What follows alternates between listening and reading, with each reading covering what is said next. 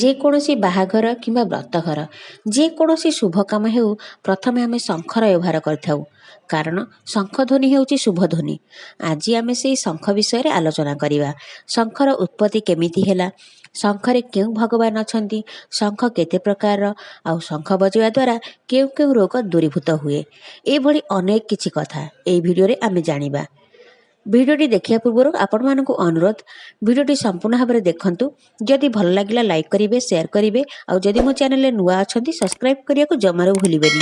ଆଉ ପାଖରେ ଥିବା ବେଲ୍ ଆଇକନ୍କୁ ପ୍ରେସ୍ କରିବେ, ମୋର ଆଗକୁ ଆସୁଥିବା ନୂଆ ନୂଆ ଭିଡ଼ିଓର ନୋଟିଫିକେସନ୍ ସର୍ବପ୍ରଥମେ ପାଇପାରିବେ। ଚାଲନ୍ତୁ ଷ୍ଟାର୍ଟ କରିବା। ନମସ୍କାର, ଜୟ ଜଗନ୍ନାଥ। ମୁଁ ଦୀପାଲି ଆପଣମାନଙ୍କୁ ସ୍ୱାଗତ କରୁଛି ମୋର ଏହି ଭିଡ଼ିଓକୁ। ଶଙ୍ଖର ଉତ୍ପତ୍ତି ହୋଇଥିଲା ସମୁଦ୍ର ମନ୍ଥନରୁ। ମହାଲକ୍ଷ୍ମୀ ବି ସମୁଦ୍ର ମନ୍ଥନରୁ ଉତ୍ପନ୍ନ ହୋଇଥିଲେ। ତେଣୁ ଶଙ୍ଖକୁ ମହାଲକ୍ଷ୍ମୀ ବୋଲି କୁହାଯାଏ।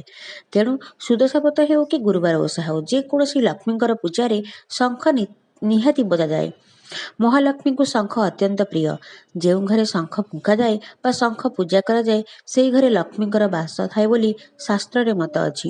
ଶଙ୍ଖ ଦୁଇ ପ୍ରକାରର, ଗୋଟେ ହେଉଛି ଦକ୍ଷିଣାବର୍ତ୍ତୀ ଶଙ୍ଖ, ଆଉ ଗୋଟେ ହେଉଛି ବାମାବର୍ତ୍ତୀ। କିନ୍ତୁ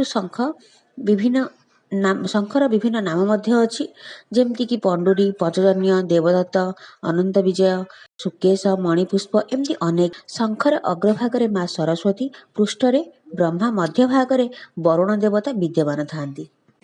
ମହାଭାରତ ଯୁଦ୍ଧ ସମୟରେ ସମସ୍ତେ ନିଜ ନିଜର ଚମତ୍କାରୀ ଶଙ୍ଖ ଧରିଥିଲେ। ଯେମିତିକି ଶ୍ରୀକୃଷ୍ଣଙ୍କର ପଞ୍ଚଜନ୍ୟ ଶଙ୍ଖ, ଭୀଷ୍ମଙ୍କର ପଣ୍ଡୁରୀ, ଅର୍ଜୁନଙ୍କର ଦେବଦତ୍ତ, ଆଉ ଯୁଧିଷ୍ଠିରଙ୍କ ହାତରେ ଥିଲା ଅନନ୍ତ ବିଜୟ, ନକୁଳଙ୍କର ସୁକେଶ, ଆଉ ସହଦେବଙ୍କର ମଣିପୁଷ୍ପକ। ଭଗବାନ ବିଷ୍ଣୁ ମତ୍ସ୍ୟ ଅବତାରରେ ଶଙ୍ଖାସୁରକୁ ବଧ କରିଥିଲେ। କିନ୍ତୁ ଶଙ୍ଖାସୁରର ସମସ୍ତ ଶରୀର ନଷ୍ଟ ହୋଇନଥିଲା। ଯେଉଁ ଅଂଶଟି ଶରୀରର ଥିଲା ସେଇଥିରୁ ହିଁ ଶଙ୍ଖର ସୃଷ୍ଟି। କିନ୍ତୁ ଶିବପୁରାଣ ଅନୁଯାୟୀ ଶଙ୍ଖଚୂଡ଼ ନାମକ ମହାପରାକ୍ରମୀ ଦୈତ୍ୟ ଥିଲେ। ଦୈତ୍ୟରାଜ ଦମ୍ଭଙ୍କର ପୁତ୍ର ଥିଲେ। ଦୈତ୍ୟରାଜ ଦମ୍ଭ ଭଗବାନ ବିଷ୍ଣୁଙ୍କୁ ଆରାଧନା କରୁଥିଲେ।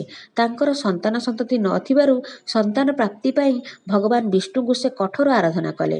ଭଗବାନ ବିଷ୍ଣୁ ତାଙ୍କ ପୂଜାରେ ସନ୍ତୁଷ୍ଟ ହୋଇ ବର ମାଗିବାକୁ କହିଲେ। କିନ୍ତୁ ଦମ୍ଭ କହିଥିଲେ, ତିନି ଲୋକରେ ଯେମିତି କେହି ପରାଜୟ କରିପାରୁନଥିବା ପୁତ୍ର ତାଙ୍କର ଦରକାର। ବିଷ୍ଣୁ ମଧ୍ୟ ତଥାସ୍ତୁ କହିଥିଲେ, ଆଉ ବ୍ରହ୍ମାଙ୍କୁ ମଧ୍ୟ ସେ କଠୋର ତପସ୍ୟା କରିଥିଲେ। ବ୍ରହ୍ମା ମଧ୍ୟ ତାଙ୍କୁ ରକ୍ଷା କବଚ ଦେଇଥିଲେ ତାଙ୍କ ପୁତ୍ର ପାଇଁ। ତାପରେ ତାଙ୍କ ପୁତ୍ର ଯିଏକି ଶଙ୍ଖଚୂଡ଼, ସେ ତୁଳସୀ ଅର୍ଥାତ୍ ବୃନ୍ଦାବତୀକୁ ବିବାହ କରିଥିଲେ। ମା ବୃନ୍ଦା ତ ସତୀ ଥିଲେ, ତାଙ୍କର ଶକ୍ତି। ଏପଟେ ବ୍ରହ୍ମା ବିଷ୍ଣୁଙ୍କର ବର, ଶଙ୍ଖଚୂଡ଼କୁ ସେଥିପାଇଁ କେହି ପରାସ୍ତ କରିପାରୁନଥିଲେ। ତାପରେ ସମସ୍ତ ଦେବତାମାନେ ମିଶି ଆଲୋଚନା କଲେ କ'ଣ କଲେ ତାଙ୍କୁ ପରାସ୍ତ କରିହେବ। ତାପରେ ବିଷ୍ଣୁ ବ୍ରାହ୍ମଣ ବେଶ ଧରି ତାଙ୍କର ଦାନ ସ୍ୱରୂପ ରକ୍ଷା କବଚ ନେଇ ଆସିଥିଲେ, ଆଉ ତାଙ୍କ ସ୍ତ୍ରୀଙ୍କର ସତୀତ୍ୱ ହରଣ କରିଥିଲେ, ଯାହାଫଳରେ ଶଙ୍ଖଚୂଡ଼ର ଶକ୍ତି କମି ଯାଇଥିଲା। ତାପରେ ମହାଦେବ ତାଙ୍କୁ ତ୍ରିଶୂଳରେ ଭସ୍ମ କରିଦେଇଥିଲେ।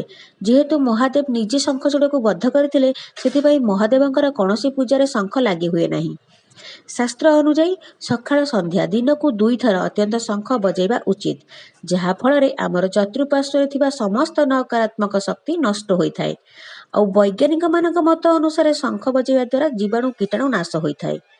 ଶଙ୍ଖ ବଜାଇବା ଆମ ଫୁସ୍ଫୁସ୍ ପାଇଁ ବହୁତ ଭଲ। ଶ୍ୱାସରୋଗୀମାନେ ନିହାତି ଶଙ୍ଖ ବଜାଇବା କଥା, ଯାହାଫଳରେ ସେମାନେ ଶ୍ୱାସ ରୋଗରୁ ମୁକ୍ତ ହୋଇପାରିବେ। ହାର୍ଟ ପାଇଁ ବି ବହୁତ ଭଲ। ଠାକୁର ଘରେ ରଖିଥିବା ଶଙ୍ଖର ପାଣିକୁ ଯଦି ଆମେ ସବୁଦିନ ସେଇ ପାଣିକୁ ପିଇବା, ତାହେଲେ ଆମର ହାଡ଼ ଆଉ ଦାନ୍ତ ଶକ୍ତ ହୋଇଥାଏ। ଶଙ୍ଖରେ ଥିବା କ୍ୟାଲସିୟମ, ଫସ୍ଫରସ୍, ଗନ୍ଧକର ଗୁଣ ଥିବାରୁ ଏହା ଆମ ପାଇଁ ବହୁତ ଲାଭଦାୟକ ହୋଇଥାଏ। ଶାସ୍ତ୍ର ମତରେ ଦକ୍ଷିଣାବର୍ତ୍ତୀ ଶଙ୍ଖ ପାଣି ଯାହା ଉପରେ ସିଞ୍ଚନ କରାଯାଏ, କୌଣସି ବାହ୍ୟ ବସ୍ତୁର କୁପ୍ରଭାବ ତା ଉପରେ ପଡ଼ିବନି। ଶଙ୍ଖକୁ ଜଳଯନ୍ତ୍ର ବୋଲି କୁହାଯାଏ। ଜ୍ୟୋତିଷ ଶାସ୍ତ୍ର ଅନୁସାରେ ଶଙ୍ଖ ଭିତରେ ପାଣି ରଖିକି ଯଦି ଆମେ ତାକୁ ଦର୍ଶନ କରିବା, ସେଥିମଧ୍ୟରୁ ଆମେ ଶୁକ୍ର ଗ୍ରହକୁ ଦର୍ଶନ କରିବା ସହିତ ସମାନ। ଶରୀରରେ ସ୍ନାୟୁଗତ ଦୁର୍ବଳତା, ବ୍ୟସ୍ତତାକୁ ମଧ୍ୟ ଶଙ୍ଖ ପାଣି ଦୂର କରିଥାଏ। କୌଣସି ଯନ୍ତ୍ର ବା କୌଣସି ମନ୍ତ୍ର, କୌଣସି ଗାରଗୋଟା ଯନ୍ତ୍ର ନଥାଇ ବି ଶଙ୍ଖ ପାଣି ଯନ୍ତ୍ର ପାଣି ପରି କାମ କରେ। କୌଣସି ଘରେ ଯଦି ବହୁତ ଦିନ ଧରି ମନମାଳିନ୍ୟ ହେଉଛି, ରାତ୍ରି ସମୟରେ ଶଙ୍ଖରେ ପାଣି ରଖିବେ, ତାକୁ ସକାଳୁ ଉଠି ସେଇ ପାଣିକୁ ଘରେ ବାହାରେ ସବୁଆଡ଼େ ସିଞ୍ଚିବେ, ଯାହାଦ୍ୱାରା ଘରେ ଖୁବ୍ ଶୀଘ୍ର ଶାନ୍ତି ବଜାୟ ରହିବ। କେଡ଼େ ବିଚିତ୍ର ନା ଆମର ପ୍ରଭୁ ଜଗନ୍ନାଥ। ନିଜେ ଶଙ୍ଖ ଆୟୁଧ କରିଛନ୍ତି, କିନ୍ତୁ ଶଙ୍ଖନାଦ ଶ୍ରୀକ୍ଷେତ୍ରରେ ମନା କାହିଁକି? ଏହାର ଉପରେ ନିଶ୍ଚିତ ଭାବରେ ମୁଁ ଗୋଟେ ଭିଡ଼ିଓ ଆଣିବି। ଆଉ ଏଇ ଭିଡ଼ିଓଟି ଆପଣମାନଙ୍କୁ କେମିତି ଲାଗିଲା ମୁଁ ନିଶ୍ଚିତ ଭାବରେ ଲେଖିକି ଜଣାଇବେ। ଆଉ ଯଦି ଭଲ ଲାଗିଲା ଲାଇକ୍ କରିବେ, ସେୟାର କରିବେ, ଚ୍ୟାନେଲ ନୂଆ ଥିଲେ ସବସ୍କ୍ରାଇବ୍ କରିବାକୁ ଜମାରୁ ଭୁଲିବେନି।